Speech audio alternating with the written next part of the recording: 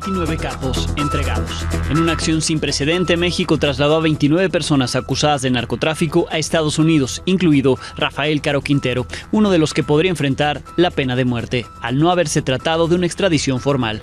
Tenemos detalles de cómo fue el operativo. I don't see it at all. No, not on drugs. The drugs continue to pour into our country. Aranceles en pie. Antes de la entrega múltiple, el presidente de Estados Unidos consideró que México y Canadá no habían hecho suficiente contra el tráfico de drogas y por ello mantendría la imposición de aranceles para el martes 4 de marzo. No ha hecho nuevas declaraciones. Ley o estatutos. Para los interesados en competir por gubernaturas que actualmente ocupan sus familiares, la ley y el pueblo tienen la última palabra, aunque estatutos de Morena se los impidan. Para ellos, ahora sí, la ley es la ley. Que ahorita en estos momentos estamos literalmente como presos porque no nos pueden dejar ni avanzar y ni siquiera devolvernos. Instituto Nacional de Migración los tiene esperando. Migrantes venezolanos se dicen engañados por el INM, que les ofreció vuelos de repatriación, pero llevan una semana esperando en Chiapas. Starmer con Trump. Con interrupciones y correcciones de por medio, el primer ministro de Reino Unido y el presidente estadounidense acordaron apoyar la paz en Ucrania. Mañana, Zelensky estará en Washington.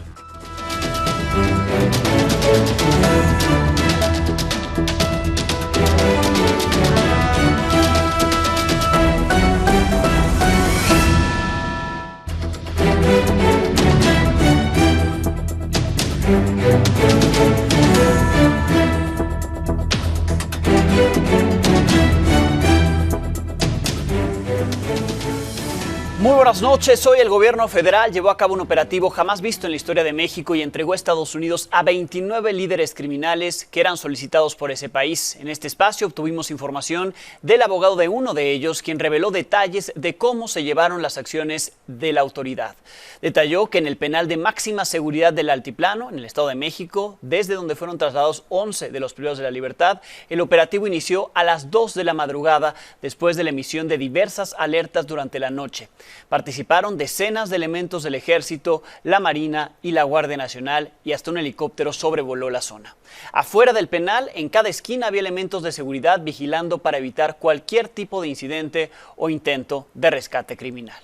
Los internos trasladados de ese penal pertenecían a los módulos 1, 2 y 3, y el operativo terminó 5 horas después, alrededor de las 7 de la mañana.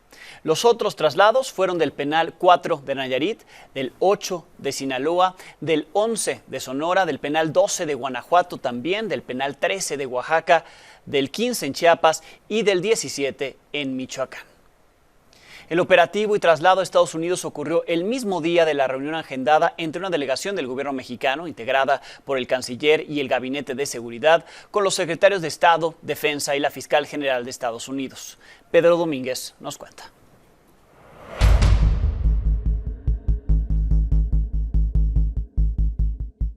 Faltaban 6 horas para la primera reunión entre el Gabinete de Seguridad y los secretarios de Estado y Defensa de Estados Unidos. Así, al mediodía, en un inédito plan de colaboración se dio a conocer el envío de 29 delincuentes mexicanos a Estados Unidos, buscados por la justicia de ese país. Entre ellos destacan Rafael Caro Quintero, cofundador del Cártel de Guadalajara. Fue enviado a Nueva York por tráfico de drogas, igual que Vicente Carrillo Fuentes, el Viceroy, operador del Cártel de Juárez.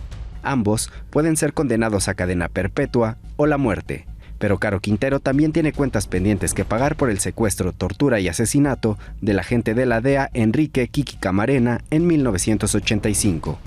Antonio Ceguera Cervantes, Tony Montana, hermano del Mencho y operador financiero del Cártel de Jalisco, fue enviado a Washington, igual que los líderes de los Zetas Miguel Ángel Treviño, el Z40, y Óscar Omar Treviño, el Z42, todos por tráfico de drogas. También fue entregado Eric Valencia Salazar, el 85, acusado en Washington de tráfico de cocaína y metanfetaminas con el Cártel del Milenio.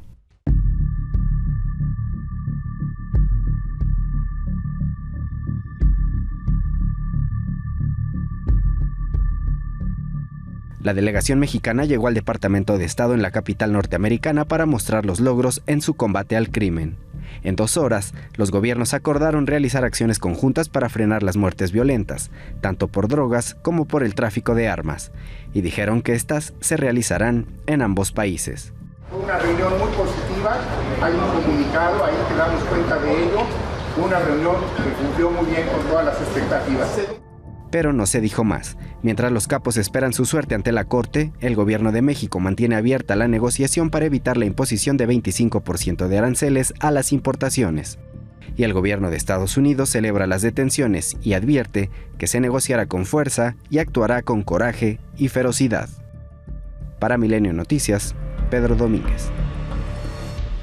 Entre los 29 líderes criminales entregados por el gobierno mexicano, 9 pertenecen al cártel de los Zetas o cártel del Noreste, entre los que figuran sus fundadores, Miguel Ángel y Omar Treviño Morales, el Z40 y el Z42, así como su sobrino, Carlos Monsiváis Treviño, alias La Bola. Del cártel de Sinaloa fueron entregados 8 líderes, entre los que está José Ángel Canovio Insunza, alias El Güerito, detenido apenas la semana pasada. Del cártel de Juárez, Vicente Carrillo Fuentes, hermano de Amado Carrillo, el Señor de los Cielos, y que llevaba 10 años preso en México. Del cártel Jalisco Nueva Generación, entregaron a 4, de los Beltrán Leiva a 3, de la familia michoacana 1, del cártel del Golfo 1 más, y de la pandilla Los Aztecas otro. Ningún grupo criminal se salvó. Me acompaña a mi compañero Ángel Hernández porque tenemos fotografías de 2 de ellos llegando ya a Estados Unidos durante este día. Ángel, ¿cómo estás? Buenas noches. ¿Qué tal, Alex? Buenas noches. Pues efectivamente hemos podido acceder a un par de fotografías. La primera de ellas es del Z40, Miguel Ángel Treviño Morales, este hombre que fue identificado por las autoridades estadounidenses como el líder de los Zetas, está llegando a un aeropuerto en Washington para ser puesto en manos de las autoridades estadounidenses, viaja en una aeronave de la Fuerza Aérea Mexicana y efectivamente está dentro de esta lista que incluía de las personas que fueron enviadas a Washington porque están acusados ahí donde hay varias personas más. Por ejemplo, está ahí el hermano del Mencho, y también hemos podido obtener la fotografía en la que se ve la llegada de otra persona, el 85, Eric Valencia Salazar, este hombre que no solamente traficó drogas con el cártel del Milenio, sino que una vez que hubo una ruptura con la caída de sus máximos líderes, se alió con Nemesio Ceguera Cervantes, el Mencho, para fundar primero a los Matazetas cuando había esta guerra en Tamaulipas y la ruta de drogas que llegaba por el paso de Laredo hacia Estados Unidos, y después fundó también el cártel Jalisco Nueva Generación. De ellos en realidad solo quedan Nemesio Ceguera Cervantes, el Mencho, en libertad, pero ellos dos, el Z40 y el 85, serán presentados en próximos días en la Corte Federal de Washington. Nos decías entonces, ambos allá en el Distrito de Columbia, entonces en Washington, y ambos rivales, ¿no? Uno el líder de los Zetas y otro que lideró esta facción de los Matazetas.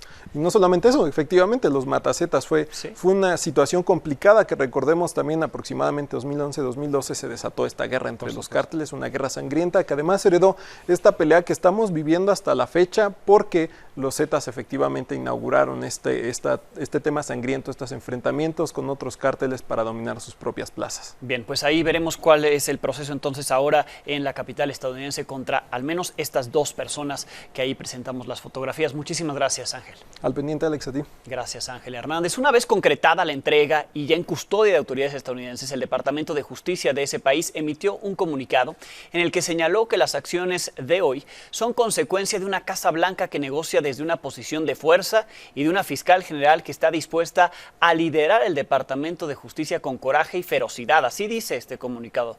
Se detalló que muchos de los acusados fueron objeto de solicitudes de extradición de años que no fueron atendidas durante la administración anterior, sin que se especifique en el texto si se está refiriendo a la administración anterior estadounidense, la de Biden en Estados Unidos, o la de México, la de Andrés Manuel López Obrador. Refiere que el gobierno actual de México transfirió a los detenidos en conformidad con la orden ejecutiva de Donald Trump que designa a los cárteles como organizaciones terroristas. Destaca que algunos podrían ser acreedores a la pena de muerte. Algunos de los abogados que representan a los trasladados reclamaron que se violó el debido proceso.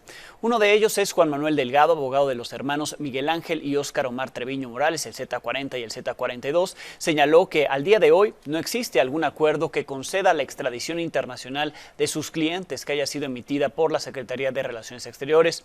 Hace unos momentos conversé con José Refugio, él es abogado de otro de los trasladados, coincidió en que la mayoría tenía suspensiones de amparo vigentes para evitar sus traslados y hasta esta hora de la noche no saben dónde se encuentran. Tenía varios amparos y varias suspensiones Vigentes y así se los llevaron.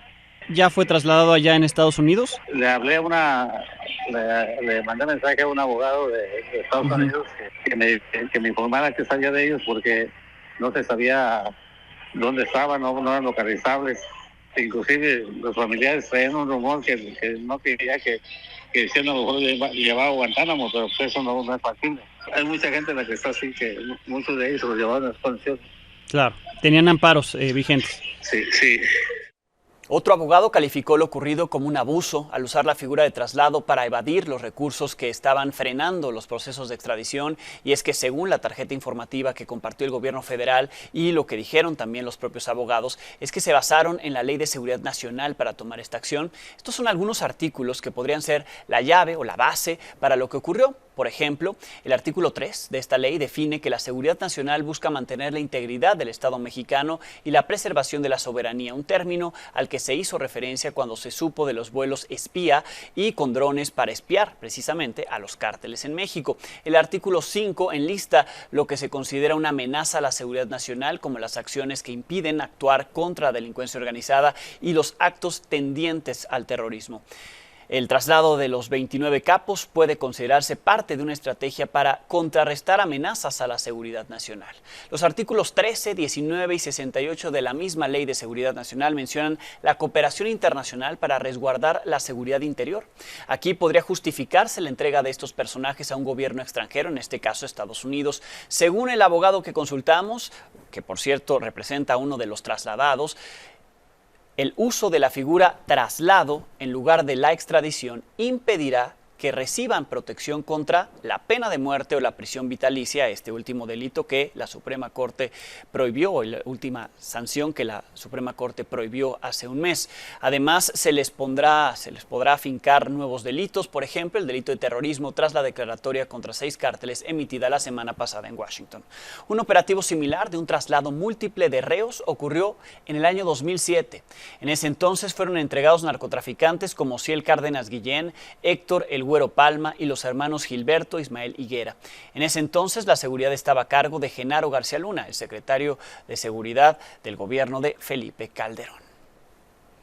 La cereza del pastel para Estados Unidos en este traslado fue Rafael Caro Quintero, a quien se le acusa del asesinato del agente de la DEA, Enrique Kiki Camarena. Fue recibido así como lo vemos, como un trofeo por la Administración de Control de Drogas, la DEA. Llegó al aeropuerto en Newark. Lo esperaban ya en la Corte del Distrito Este de Nueva York distintos cargos en su contra. Caro Quintero iba en este avión de la Armada de México, salió poco después de la 1 de la tarde, tiempo de la capital del país, y llegó a Estados Unidos ya por la noche. ¿Por qué la justicia de Estados Unidos quería a Caro Quintero? ¿Desde cuándo? Mi compañero Pedro Domínguez nos cuenta. Uno de los últimos enemigos de Estados Unidos perdió la partida. Rafael Caro Quintero fue extraditado para pagar una de las afrentas que la Casa Blanca y sus agencias de seguridad nunca perdonaron. Casi 40 años después de estar entre los más buscados por la DEA, el narco de narcos tendrá que enfrentar la ley de la que siempre huyó. ¿Existe algún delito en Estados Unidos? Nada, negativo, nada. No debo nada con Estados Unidos. A finales de los años 70, Caro Quintero fundó el Cártel de Guadalajara, el primer gran cártel mexicano de las drogas, junto con Miguel Ángel Félix Gallardo y Ernesto Fonseca. En su historial criminal está el Rancho Búfalo, en Allende, Chihuahua, donde producía marihuana a gran escala, con grandes extensiones de tierra y miles de jornaleros. En 1985, el agente de la DEA, Enrique Kiki Camarena, logró infiltrarse en el grupo criminal y ayudó a destruir el rancho. Pero eso le costó la vida. Fue descubierto, secuestrado, torturado y asesinado. La DEA responsabilizó a Caro Quintero y lo convirtió en su enemigo personal. 4 años después, el capo fue capturado en Costa Rica y extraditado a México, donde fue condenado a 40 años de cárcel por homicidio calificado, secuestro y narcotráfico. Pero en 2013 fue liberado gracias a un amparo y 9 años más tarde, recapturado. Hoy, en medio de las tensiones entre México y Estados Unidos, Caro Quintero fue extraditado a Estados Unidos, acusado de tráfico de drogas, pero además, el expediente por el asesinato de Camarena sigue abierto. El llamado narco de narcos, de 72 años y originario de Badiraguato, Sinaloa, podría correr la misma suerte que su hermano y ser internado en el Centro Penitenciario y Administrativo de Máxima Seguridad de Florence, una de las cárceles más seguras del mundo. El enemigo número 1 cayó. El narco extrovertido, que un día ofreció pagar la deuda externa de México, empezará a rendir cuentas ante la justicia estadounidense que lo persiguió desde el gobierno de Ronald Reagan y ganó la partida bajo el mandato de Donald Trump. Para Milenio Noticias, Pedro Domínguez. Estoy con todo el mundo y el día que sale quiero ser amigo de todos y es todo. Y que muchas gracias por andarme acompañando a donde voy. Como les decía, los traslados de estos personajes coincidieron con la primera reunión binacional de alto nivel sobre seguridad allá en Washington, D.C., donde se abordaron temas de tráfico de drogas, tráfico de armas e intercambio de información en materia de inteligencia e investigación. Tras este encuentro se tomaron la foto oficial en la que aparecen el fiscal general de la República, los secretarios de Seguridad, Marina, Defensa y el de Relaciones Exteriores. Por parte de Estados Unidos estuvieron ahí el secretario de Estado, el secretario de Defensa y la fiscal general estadounidense. Ahí los vemos a todos. Ahí está el fiscal, secretario de Seguridad. Vemos también al secretario de Marina, secretario de Defensa de México. Y ahí están los tres de Estados Unidos, Marco Rubio, Pete Hegseth y Pam Bondi. A la espera de que haya una nueva postura, temprano el presidente de Estados Unidos, Donald Trump, insistió en su red social en que las drogas siguen llegando a su país desde México y desde Canadá en niveles muy altos, por lo que, olvidando sus dichos de ayer, dijo que los aranceles entrarán en vigor la próxima semana, 4 de marzo, y que la fecha del segundo arancel recíproco será el 2 de abril. Durante su encuentro con el primer ministro británico, Keir Starmer, que estuvo en la Casa Blanca, Trump aseguró que no ve un progreso de los países vecinos, es decir, México y Canadá, para combatir el tráfico de drogas. Insisto, esto lo dijo cuando apenas nos estábamos enterando del traslado de 29 detenidos de México a Estados Unidos. From the talks with Canada and Mexico so far, are you not seeing the progress that you wanted in order to I don't see it at all. No, not on drugs. We've done a great job. If you look at Tom Homan, he's been incredible, and Christie, they've done a great job in terms of the border. But the drugs continue to pour into our country, killing hundreds of thousands of people. I think eventually you're going to see drugs stopping, because the country should not be allowing those drugs to come into the United States of America, and we're not going to allow it to happen. So that goes on the 4th of March.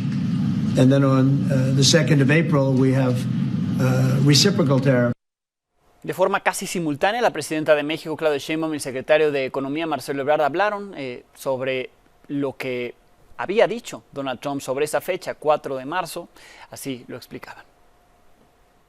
Inteligencia e investigación se puede compartir muchísima información que permita a Estados Unidos detener delincuentes en Estados Unidos y en México hacer lo propio. En el tema de comercio, también el objetivo pues es proteger el tratado comercial México, Estados Unidos y Canadá, y en ese marco pues ver qué acciones se pueden desarrollar para poder fortalecer las tres economías. Sabemos que el presidente Trump tiene su forma de comunicarse y su forma de establecer los momentos de negociación, de trabajo compartido, y pues hay que siempre pensar que podemos llegar a un acuerdo. Nosotros vamos a colaborar siempre porque la crisis humanitaria que se vive en los Estados Unidos por el consumo de fentanilo es muy triste. No queremos que el fentanilo no solo no llegue a Estados Unidos, sino no llegue a ningún lado.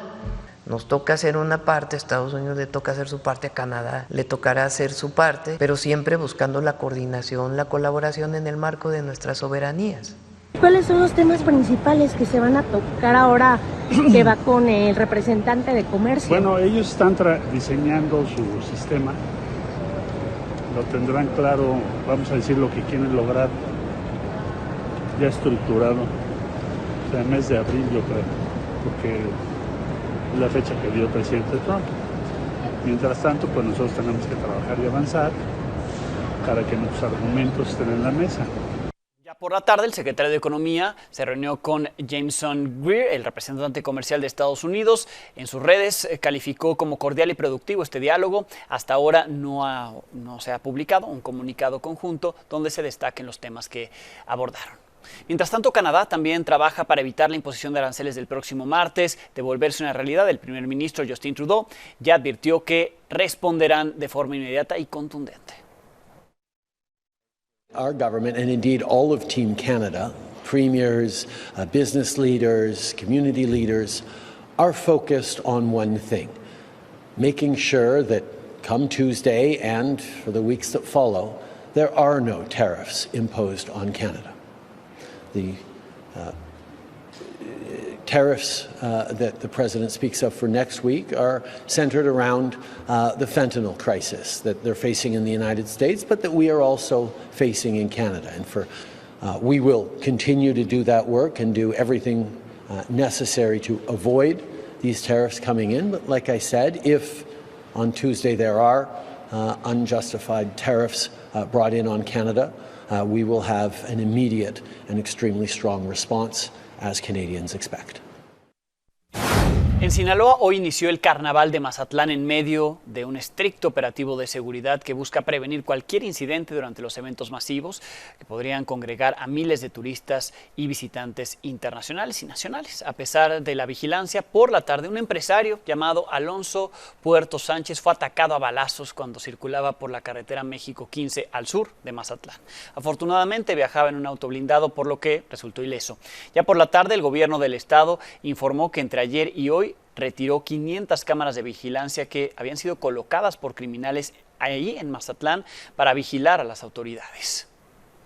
Este jueves fue un día violento para algunas corporaciones de policías municipales. En Celaya, Guanajuato, fue asesinada la oficial Araceli González, encargada de la Policía de Género. El secretario de Seguridad Municipal, Pablo Muñoz, dijo que es una pérdida sensible para la corporación debido a que la oficial tenía décadas colaborando en la institución y dijo desconocer si tenía amenazas. En Michoacán, un policía municipal de Apatzingán también fue asesinado. Lo asesinaron adentro de su casa. Hombres armados le dispararon en al menos 8 ocasiones, después escaparon. En Guerrero murió baleado el encargado de la dirección de la Policía Municipal de Coyuca de Benítez. Se trata de Jaime Maciel. Iba regresando a su casa cuando le dispararon en la cabeza. Tenía 2 meses en el cargo, tras las destituciones de varios funcionarios municipales. Continúan las protestas de policías de Oaxaca. Ayer le compartí que habían llegado a un acuerdo con las autoridades. Sin embargo, horas después, los policías decidieron continuar con su protesta. Permanecen atrincherados en el cuartel general de San Bartolo, Coyotepec. A esta protesta se sumaron hoy más de 700 elementos de distintas corporaciones, como la Policía Auxiliar, otras que están adscritas al reclusorio de San Juan Bautista, Tuxtepec. Por la mañana, los policías corrieron y clausuraron la patrulla y las oficinas del comisionado de la Policía Estatal, Plácido Jarquín, de quien exigen su renuncia junto al secretario de Seguridad Pública, Iván García, pues dicen que no atienden sus demandas, entre las que destacan un fondo de retiro digno, descuentos fiscales, programas de vivienda, así como mejoras en su equipamiento y uniformes. A esta hora están a la espera de que sea atendido su pliego petitorio. En estos momentos nos encontramos aquí en las oficinas del comisionado, cerrando todas puertas y ventanas para que no al rato digan que se les perdió algo o que sacaron algo de estas oficinas. Ya está todo completamente sellado, cerrado por su particular, y aquí igual encontramos una unidad que era del comisionado. Igual le estamos poniendo unos sellos para que se quede completamente cerrada. Se va a hacer entrega de la llave para que se haga el resguardo correspondiente. En información de última hora, fue liberada hace unos momentos Rosalinda González Valencia, esposa de Nemesio Ceguera Cervantes, el Mencho, líder del cártel Jalisco Nueva Generación. Rubén Mozo tiene los detalles. Buenas noches.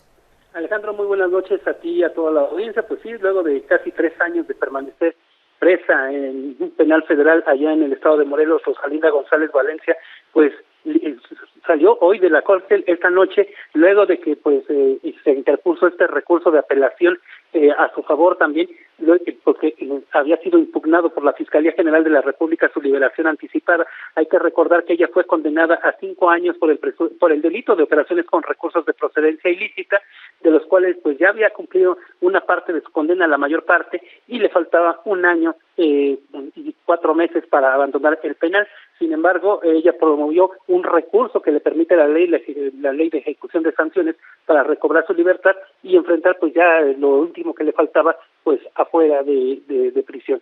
Hoy pues ya un tribunal federal acaba de resolver y pues determinó que tenía que ser liberada inmediatamente y declaró infundados pues los argumentos de la Fiscalía General de la República, que pues señaló que presuntamente pertenece a una organización criminal y que también tenía familiares relacionados supuestamente con el crimen organizado. Alejandro. Bien, pues ahí la información ya liberada entonces. Gracias, Rubén. Muy buenas noches. La presidenta Claudia Sheinbaum celebró que la dirigencia nacional de Morena busca impedir el nepotismo electoral desde este año 2025 y también en 2027, antes de que entre en vigor esa ley, esa modificación del 2030, como se aprobó en el Senado. Reiteró su posición de que no se aplace hasta ese año, pidió a quienes no estén de acuerdo con eso que se esperen. Pienso yo pues que debería ser a partir del 2027, pero ahora dicen, la presidenta no tiene fuerza. O sea, lo que quieren es que la presidenta imponga, ¿no? Uno envía la propuesta y esperamos pues que los senadores y diputados, aun cuando sean de nuestro partido o de partidos aliados, pues estén de acuerdo. Pues si no están de acuerdo, pues ellos toman también sus decisiones. Entonces Morena dice, bueno, pues no vamos a postular a nadie que sea familiar. Entonces pues eso, sí, pues es lo que dice la presidenta del partido. Además está en los estatutos de Morena, ¿eh? Hay personajes que han dicho que si quieren ir, incluso la esposa del gobernador ya dijo que sí. Bueno, en el caso de que se postulen por otro partido, pues es el tema de otro partido. En el caso de Morena, pues ya vimos la posición muy clara de la dirigencia de Morena, ¿no? Mi recomendación tan joven es que se esperen al ¿qué? 2036. Tal y como dijo la presidenta, los estatutos de Morena ya contemplan, de cierta forma, la prohibición del nepotismo. En el capítulo 5 de estos estatutos, que aborda la participación electoral del partido, en el 43, para ser precisos, apartado de, por si no lo han visto los morenistas, ahí se lo ponemos, dice: no se permitirá que los dirigentes promuevan a sus familiares hasta el 4º grado en línea directa y hasta el 2º grado por afinidad. Es decir, prohibido promover a familiares como padres e hijos, abuelos, nietos y hermanos, tíos, sobrinos y primos, así como cónyuges, suegros, yernos o nueras, cuñados, hermanastros y familiares del cónyuge.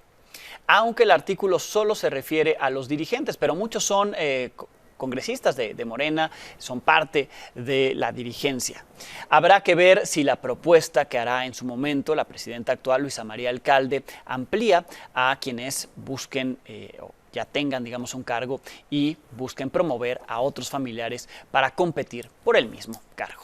A pesar de lo que puedan decir esos estatutos, los senadores de Morena, Félix Salgado Macedonio, Saúl Monreal, declararon este día que el partido puede proponer, pero el pueblo disponer. ¿Por qué? Porque normalmente Morena elige a sus candidatos con encuesta, por eso le quieren dejar la decisión al pueblo. También el presidente del Senado, militante reciente de Morena, Gerardo Fernández Noroña, dijo que ningún estatuto de ningún partido está por encima de la Constitución y con esta modificación legal, pues ya la Constitución estaría claro que será hasta el 2030 cuando aplique.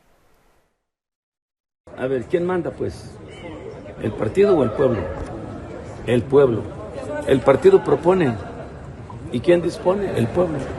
Al final de cuentas, pues el que manda es el pueblo. Yo lo que le digo es que tengo mi derecho constitucional. Se los reitero, mi posición es firme de aspirar a la gobernatura. Yo no estoy de acuerdo, que luego todo tergiverse, pero no hay ninguna prohibición constitucional y ningún partido puede poner requisitos por encima de los constitucionales. Voy a poner un ejemplo. Morena desde siempre en su estatuto tiene la no reelección. Lo tiene desde un principio. Y ha habido reelección de representantes populares de Morena. ¿Por qué? Pues porque simplemente cualquiera que fuera al Tribunal Electoral a decir, pues, está violando mi derecho constitucional de ser reelegido. Se armó un pleito en la Suprema Corte de Justicia de la Nación, ya parece lo habitual. A algunas les dicen ministras de la 4T, ministras del Bienestar, pero lo que hoy hubo fue malestar en la Corte.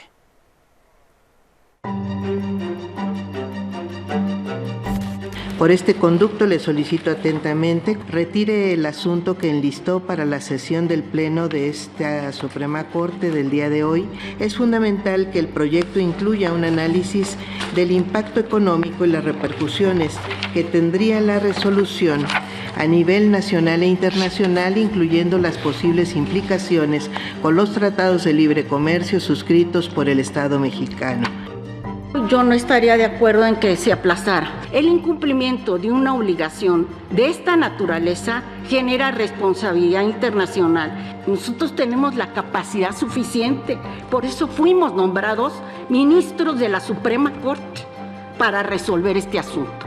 Y en el caso particular, Yo sí tengo la capacidad y la competencia para resolverlo ahorita. Expreso no tener inconveniente alguno para votar favorablemente la solicitud de aplazar la decisión de este asunto. Desde luego, lo hago por ninguna de las razones que expresó la señora ministra Batres, sino por otras que sí son objetivas y jurídicas. Estoy totalmente en contra de una solicitud en los términos que ha planteado la ministra Batres. Me sorprende un poco esta posición del ministro Lainez, y apenas ayer votó justamente en contra, fíjense nada más, de un amparo que ya se había concedido a un estudiante de un posgrado en la UNAM por su derecho a la educación pública gratuita a nivel superior, y pagó 5,000 pesos. No pago 5,000, pago 50 pesos. 5,000 pesos. Aquí 5,000 pesos, ahorita traigo la sentencia. Pero bueno, independientemente de eso, no, ministra, yo creo que mejor no me merece ningún tipo de comentarios. Gracias. Ese tipo de respuestas. Yo retiraría el asunto, pero no por las razones que dice la ministra Lenia Batres. Quisiera agradecerle que lo haya retirado, y yo insistiría en que se incorpore en el proyecto respectivo la cantidad de lo que puede impactar al presupuesto de la Federación. En Chiapas, migrantes venezolanos quieren regresar a su país, pero el Instituto Nacional de Migración solo les da falsas promesas. Llevan más de un mes varados desde que se canceló la aplicación CBP One y llevan al menos una semana desde que la autoridad mexicana les ofreció que iba a haber vuelos de repatriación a Venezuela. La historia es de Jonathan González. Ahorita en estos momentos estamos literalmente como presos porque no nos pueden dejar ni avanzar y ni siquiera devolvernos. El viacrucis para los migrantes venezolanos varados en Chiapas no termina. A un mes y 7 días de la cancelación de las citas CBP One, buscan la manera de regresar a su país, pues el sueño americano se frustró.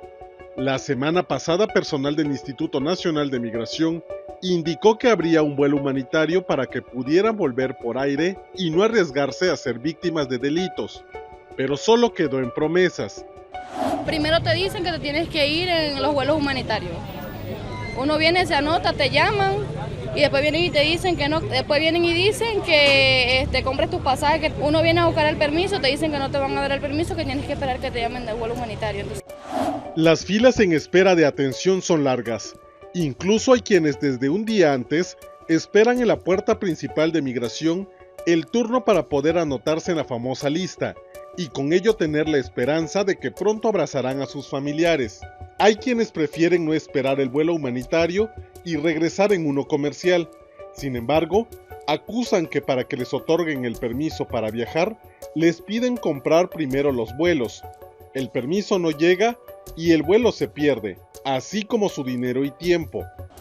Conseguí el dinero, compré mis boletos, me registraron, me dieron mi permiso, cosa que me dijeron que los permisos ya los habían cancelado después de yo haber pagado mi dinero y todo. Entonces es fuerte la situación. Quedarse en México no es una opción para los migrantes.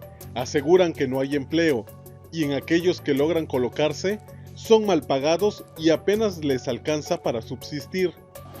No te pagan el sueldo que uno se merece porque te explotan por todo, pues, ¿me entiendes? O sea, 12 horas, 200 pesos. Si te das cuenta, 200 pesos por 6 días son 1.200. El arriendo vale 5.000 pesos, más la comida, más la luz, agua, wifi.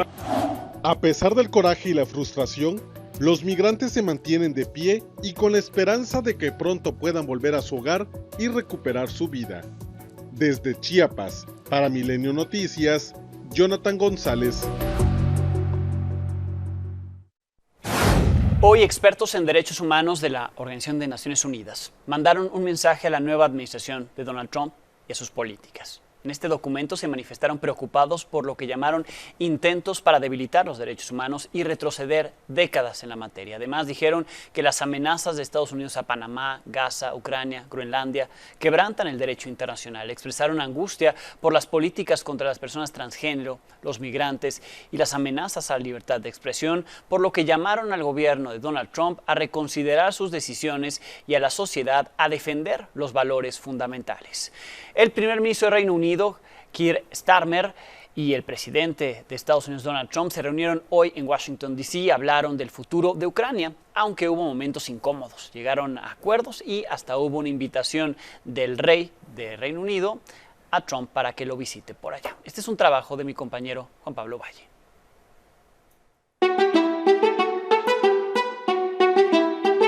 El presidente Donald Trump recibió hoy al primer ministro británico Keir Starmer para discutir el futuro de Ucrania. Look, I said what I said, which is that we do have, of course, a special relationship with our friends in the UK and also with some of our European allies, but we also know that there have been infringements on free speech.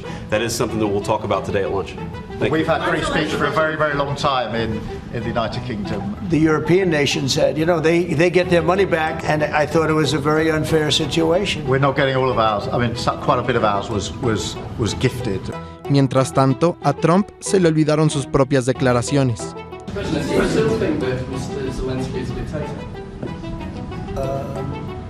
Did I say that? I can't believe I said that. Next question. Luego llegaron a un consenso, dejando en claro que la mejor opción es buscar la paz para Ucrania. And we have to get Russia to agree. We have to get Ukraine to agree, and I think we will. I think we've come a long way. I believe we're going to get it done. Discussed a plan today to reach a peace that is tough and fair, that Ukraine will help shape, that's backed by strength, to stop Putin coming back for more. Clear that the UK is ready to put boots on the ground and planes in the air to support a deal. Donde no hubo tanta paz fue para la prensa, pues le preguntaron a Starmer si había conversado con Trump respecto a Canadá. Trump prefirió interrumpir al primer ministro. You mentioned Canada. I think you're trying to find a divide between us that doesn't exist. We're the closest of nations, and we had very good discussions today, but we didn't discuss Canada. Thank you. Finalmente acordaron hacer un acuerdo económico, lo que podría salvar al Reino Unido de los aranceles. Y Trump hasta recibió invitación del rey para viajar a su país. It's an invitation for a second state visit. This is really special. This has never happened before. This is unprecedented. That's a great honor. Para Milenio Noticias, Juan Pablo Valle. Por cierto, el presidente de Ucrania, Volodymyr Zelensky, ya aterrizó en Washington, D.C. esta noche para reunirse mañana temprano con el presidente Donald Trump, firmar el acuerdo económico de tierras raras que tanto le interesa a Estados Unidos. El argumento de ese país, Estados Unidos, para firmar este acuerdo con Ucrania se centra en el presunto apoyo económico que ha dado al país europeo, el cual dice asciende a 65.9 mil millones de dólares desde el inicio de la invasión rusa. Sin embargo, las cifras podrían estar infladas. Según la organización Economistas por Ucrania, la cantidad real sería de 18.3 mil millones de dólares, una cifra casi 3 veces menor de lo que dice Estados Unidos. Para el cálculo, esta organización consideró 3 factores. El primero, que el valor del armamento es 60% menor, pues es viejo y presenta fallas. Además, que parte del equipo ni siquiera ha sido entregado y que el 25% del apoyo fue en calidad de préstamo y no como un subsidio. El Papa Francisco continúa internado, mañana cumple 2 semanas en el hospital. La Santa Sede informó hoy que sus condiciones de salud están mejorando. Se le suministraron sesiones de fisioterapia respiratoria y se dedicó a actividades laborales. Aunque su mejoría es alentadora, el Vaticano informó que requerirá más días de hospitalización. Pausa, volvemos. Uno hasta el fondo, Gilgamesh.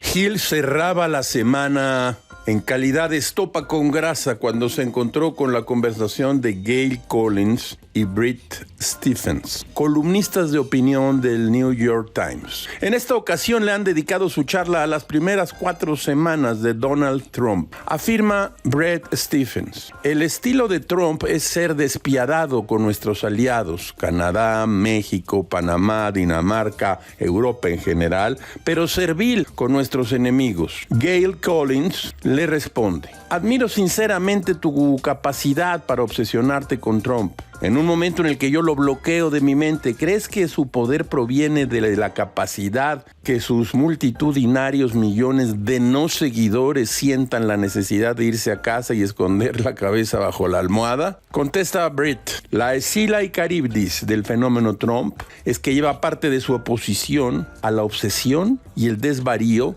y a otra parte a la apatía y la impotencia. Navegar entre ambos efectos no es fácil. El truco, creo, es ser capaz de reconocer que no todo lo que hace Trump es malo, estúpido o equivocado, sin olvidar nunca la cualidad moralmente corrosiva de su ser. Esto es lo que confunde a los demócratas. Todo es muy raro, caracho. Como diría Bertrand Russell, la historia del mundo es la suma de aquello que hubiera sido evitable.